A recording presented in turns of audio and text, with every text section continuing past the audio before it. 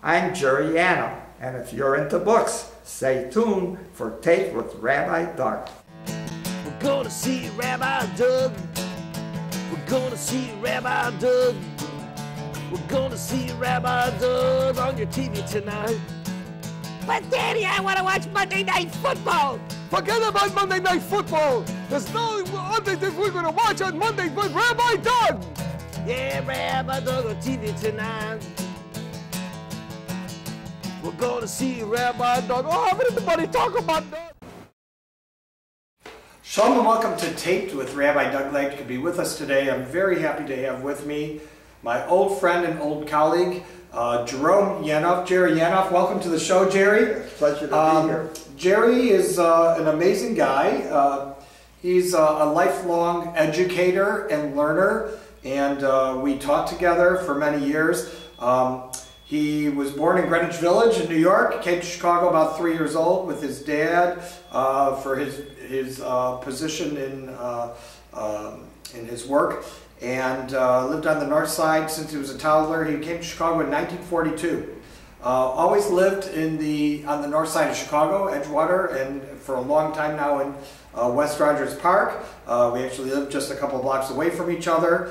The only time he was away was while he was in college, and for 2 years when he was in the U.S. Army. He became a special education teacher in 1966 at Mather High School. He taught there for 27 years, as well as at the Jewish Children's Bureau Therapeutic Day School. This was followed with 18 years of being an adjunct professor of education at National Louis University. He taught undergrad and graduate classes, also teacher of special ed and lecturer of special ed with Practices Consulting Agency. That was for 10 years. He's the author of 3 books on education. What was your main subject in your books that you wrote in education? The first one was called The Troubleshooting Handbook, and it was about dealing with problems. The second one, and the one that sold the best, was on the special needs students in the regular classrooms. And the last one was really on my philosophy of teaching and attacking problems and how to solve problems that are beneficial to both the teacher and the student. Amazing, amazing, amazing. And he's also a blog writer. He's written for years on the Next Door app as a weekly blog. He has 2 married sons and 2 granddaughters. One in Chicago, one family, and one family in China. He began accumulating and collecting books after the Army, and he moved back to Chicago in 1964. He now has close to 3,000 in his personal library. His lady has even more than that. She's also a reader and a collector. Began collecting signed editions somewhere in the 70s and literary letters and autographs in the 80s. He buys the books that he wants to own, and as a hobby he sells them online at auctions. And he has close to 1,000 books right now just for sale that are, many of them are books that other collectors might want in their collections. He's also an avid reader. He's been a member of the Newberry Library and the Caxton Club, which is a group of hardcore, serious collectors, for about 12 years, and a volunteer at the Newberry Library sales since 2007. He rescues the books from people who no longer want them and sees that they get good homes, rather than, God forbid, being destroyed or disposed of. He's been with his lady friend partner for 33 years now, and the collecting and the book reading and hobbies as such are a very, very strong connection between the two of them. They are both in their 80s now, happy in their home and happy with all their treasures, and I'm so happy to have you on the show. It's really a great honor and pleasure. As I said, we've known each other for over 30 years, and what a great thing for me to be able to say that I've had Jerry Yanoff on my TV show.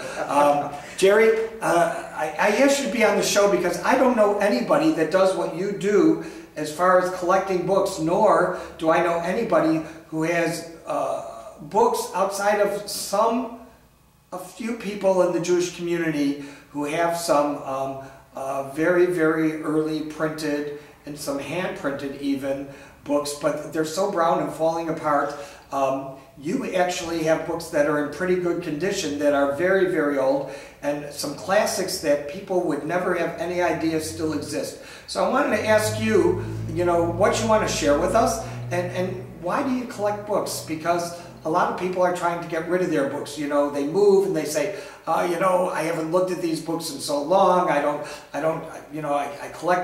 collected things that I bought or I read and nobody's ever going to touch them again. So let me put them into the donation slot at the local secondhand store. Tell me about you and your book collections. Okay. Well, I have to begin. This is interesting. I recently wrote an article for a magazine called the Ephemera Journal. Ephemera is people who collect things that are related to books, such as book plates and bookmarks and autographs and so on. And I began by saying, in a previous life, I must have been a gatherer. As you mentioned, a lot of people, they don't want what they call clutter. They give it away. And I have to tell you, I love those people because they are the other side of the coin. Okay, I'm the guy that comes along and picks them up. I started doing this when I got out of the Army, and not with the intention of being a collector, just a reader, because I've always been a reader. And I found that I had accumulated a fair number of books, a couple hundred, and I've also found that even after I had read them, most of them I was not willing to part with. And the thing that really boosted me is my wife at the time came home. She had been downtown, and Steve Allen, the man who originated the Tonight Show, he had written 2 books called Meetings of the Minds, which he had actually produced as TV shows. And she was there, and she bought the 2 books, and she had them signed. And I was just stunned. I said, wow, and I couldn't believe it. And I didn't understand why for a long time, but I'll tell you. But it's just so wonderful. And I realized that deep inside of me, there was a phrase which actually I had read. When I was in college, we read the book Howard Zen by Ian Forster.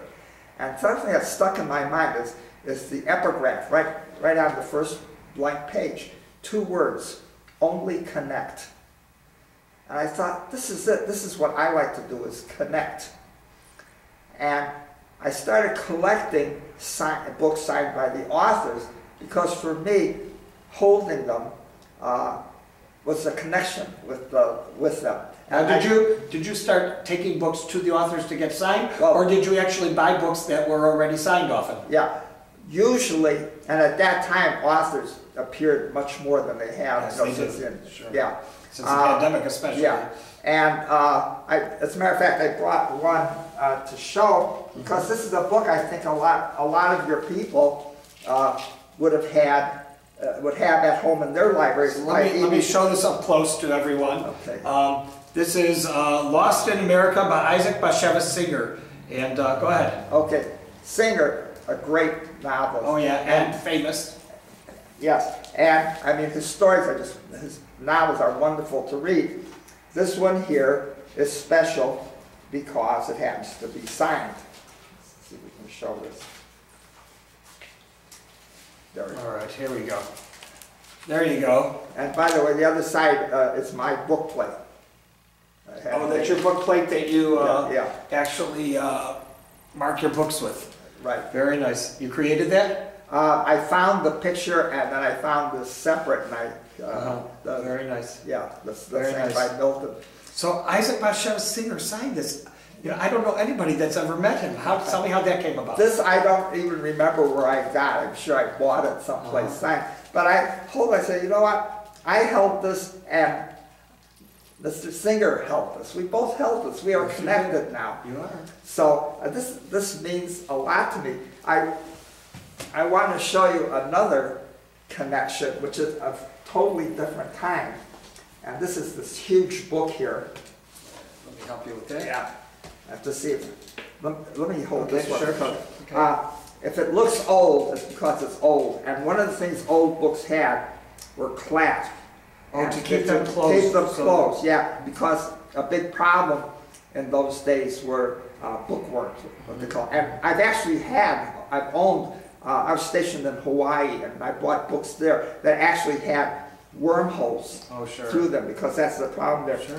But this one is very fragile, and as I said, if it looks old, but see if I can. Yeah, it's the leather cover all embossed.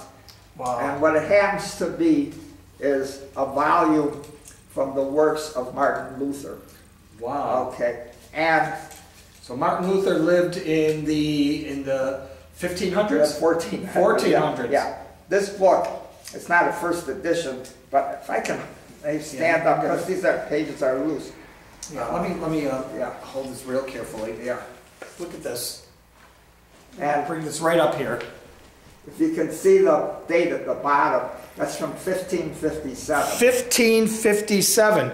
And for the most part, this book, the pages are intact. Yes, yes. And it's not like I was saying, some of these old Jewish books that I see in the Jewish libraries that are falling apart. Yeah. These books, they've browned a little bit, but the pages are intact, and it's amazing, absolutely amazing. Yeah. And it's completely in Latin. I can't read it. One thing you find is the feel of the paper. The paper they used in those days had much higher cloth content and less, which is why they lasted longer. Which is why they lasted long. And this book is printed. Printing began in the mid-1400s. And the first 50 years of printing is known as incunabula, which comes from the Latin word for infant. So those books are very expensive. This one is a little bit after.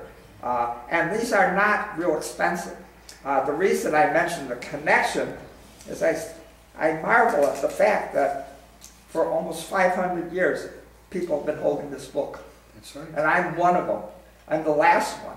Yeah. But not the very last one, because there'll be someone after me. One of the principles of book collecting, actually any type of collecting, is you don't own the stuff. You're the caretaker for a while, and then you pass it on.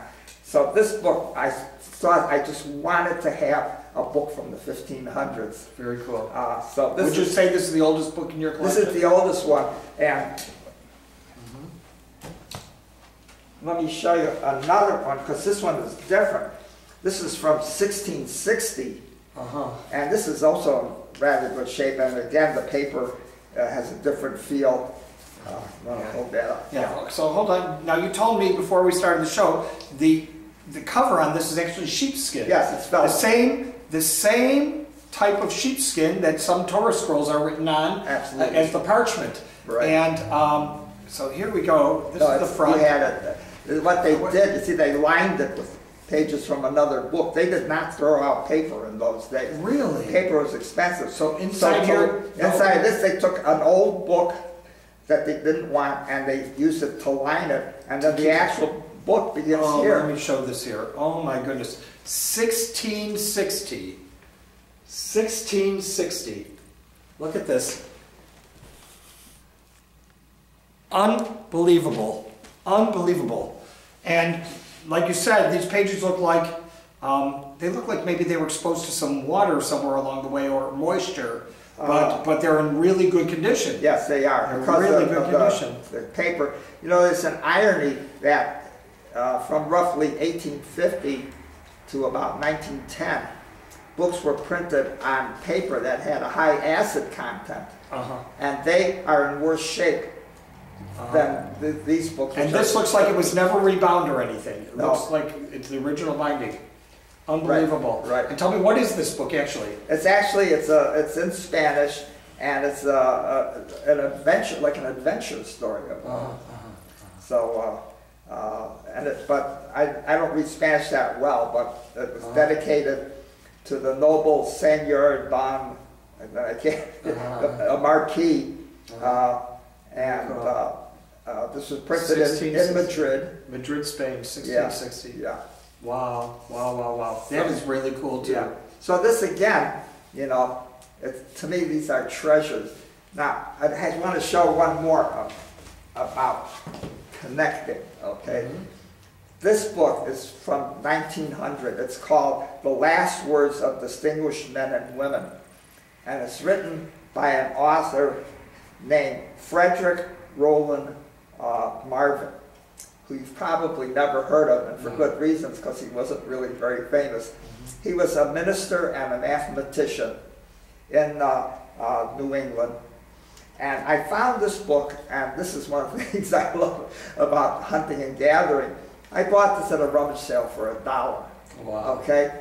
And what this book is, it's not that great a book. What he did was collect the last words of the famous people and put them and together. Yeah. But the thing that's interesting about it is this. It was signed. It was signed by him. Okay? Wow. And again, this is a book I got for $1.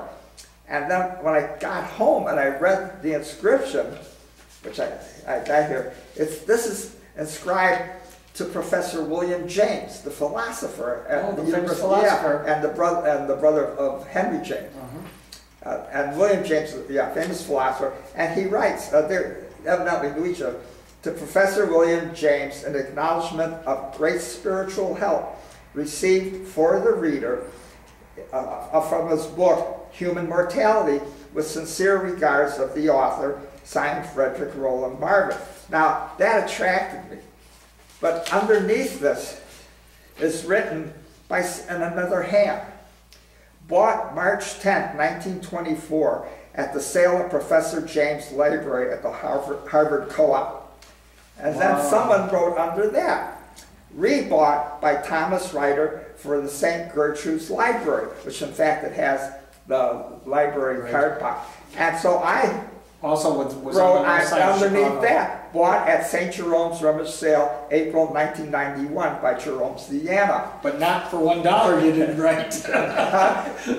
No, this is a book that I paid $1 to. Unbelievable. I'm now connected to all these people. I went through it desperately looking for notes that William James may have written, but there are none. But it's just wonderful. To show this is what they call the provenance of the book. This is so cool. And again, the title, The Last Words of Distinguished Men and Women.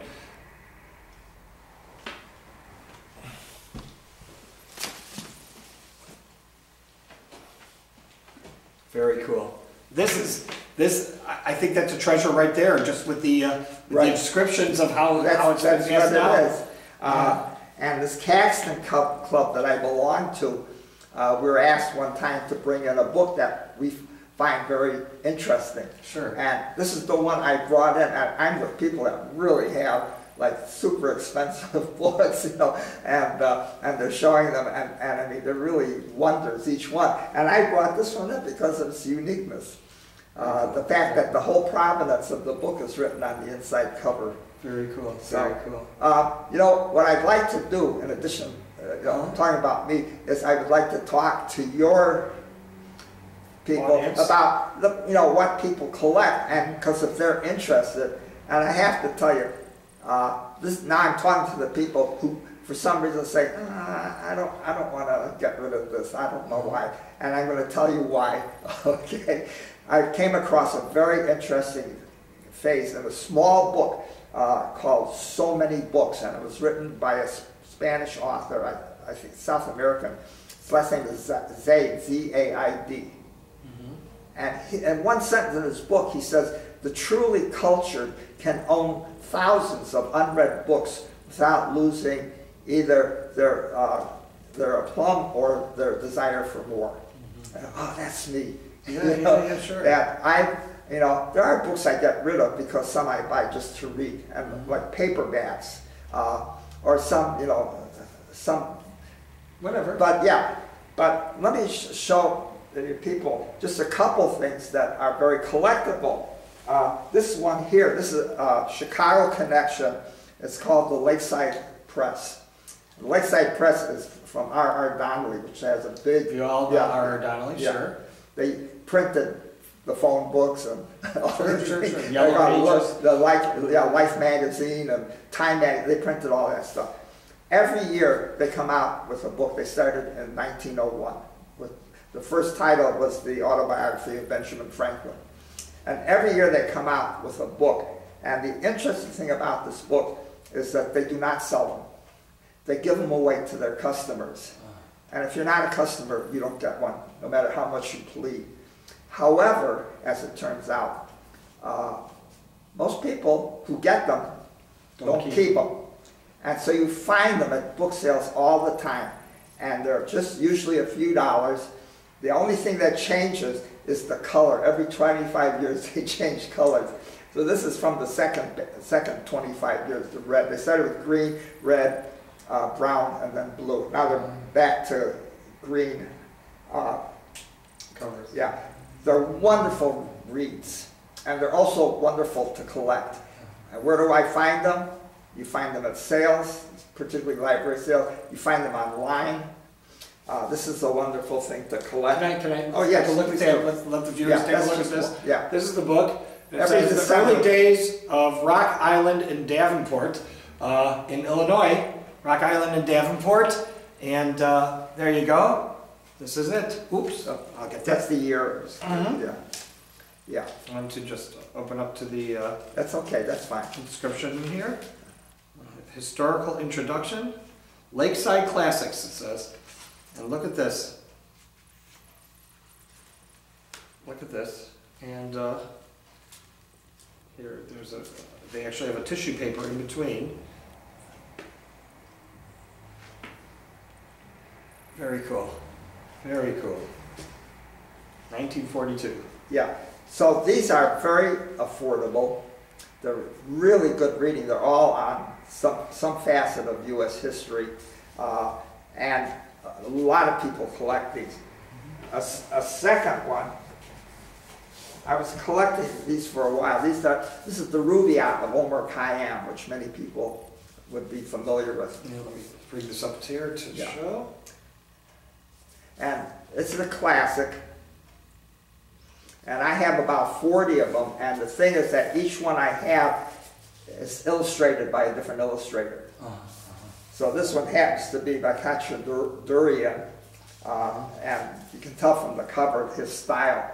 But there's many, many different ones. And these two you find the same thing at book sales and online, and you don't have to spend a lot of money. What makes them popular? What makes them popular? Well, the poem itself is very well-known poem. And it's not only black and white. I want to show I that. brought this because I just want to show that a lot of the illustrations, though there are a lot of black and white illustrations in here, there are also a lot of very, very cool color illustrations inside the book as well. And there's another one. Very, very, very pretty and kind of colorful, expensive to print too. Wow, yeah. Very cool. All right, something else, and this is particularly of interest to your audience. Yeah, the Haggadah. Okay, and this one, a lot of people collect the Haggadah. Yes, and I happen to know this gentleman who has a large apartment on the Gold Coast filled with them. He's got thousands. Actually, some of my books here here in the library are collected Haggadot. Yeah. So the reason I brought this one, this is interesting. This was printed, and I'm reading now from left to right.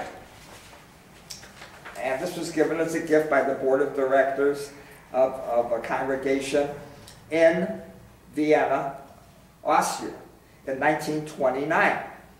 Now, the amazing thing is you think it'd be in Hebrew and German, but it's not. It's in Hebrew and English. It is in English. Look at this. Let me show this to everyone. Yeah, okay. Let me show this to everyone. This is so cool. Vienna, Austria. And very colorful, also very colorful inside. Yeah. But the thing of it is very fat. It's the service for the first night, and but it reads.